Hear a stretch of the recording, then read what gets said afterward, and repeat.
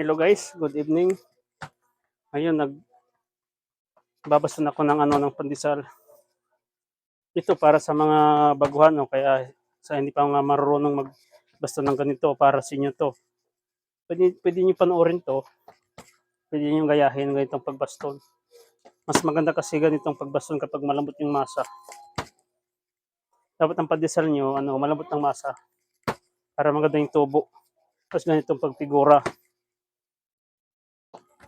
Sa mga marunong na diyan, pwede kayong manood o pwede rin hindi. Kung mga marunong na kayong ganito.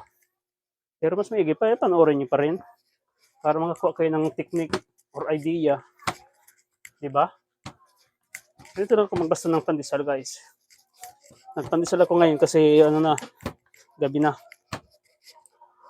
7:30 na. Ganito ako nagpapandesal. Minsan alas 7 ako nagpapandesal. Tatapos ko lang kasi magluto. Kaya inabot ako ng alas 7 ng pandesal. Tatapos ko lang magluto kasi dami kong ginawa ngayon kasi wala lang lamang istante ko kanina. Ganito lang yan. Pwede. Sa mga baguhan dyan, okay, gusto matutong ganito pagbaston, madali lang yan, Ganyan, iikot-ikotin mo lang yan, i-roll mo lang siya. Ito, para sa mga lang naman, gustong matuto ganito magbaston. Sa mga hindi, okay lang. Ang kanyan lang yan, guys,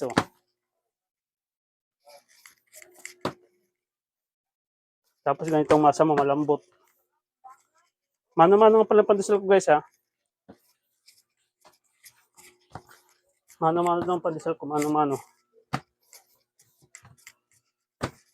Kaya malambot to kasi mano-mano. Hindi kasi ako nagmamakina ng pandesal kasi iba talagang texture ng minakina. Dry siya, kaya sa mano-mano. Pag mano-mano yung pandesal mo, maganda kasi siya, moist. Tsaka malambot talaga.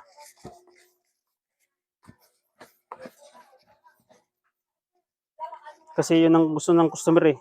Request nila mas maganda talaga yung mano-mano talaga daw na pandesal. Sinubukan ko dati magmakina. Sus, kaya hinanap man ng mano-mano ng pandesal. Lagi daw ko nag-ibang lasa ng pandesal ko. Mas masarap daw yung dating gawa. Kasi dati, unang gawa ko talaga dito, may mano-mano ko. Yun ang gusto nila. Kaya ngayon, ibinalik ko naman ulit ang pagmano-mano kasi yung hinahanap nilang mga pandesal mano-mano daw ko, Kasi nag-iba talaga yung lasa ng minakina ko. So, yun lang guys.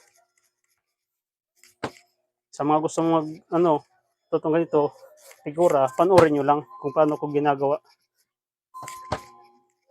Ganyan lang yan guys, Ikot-ikotin mo lang yan, ganyan, i-roll mo lang.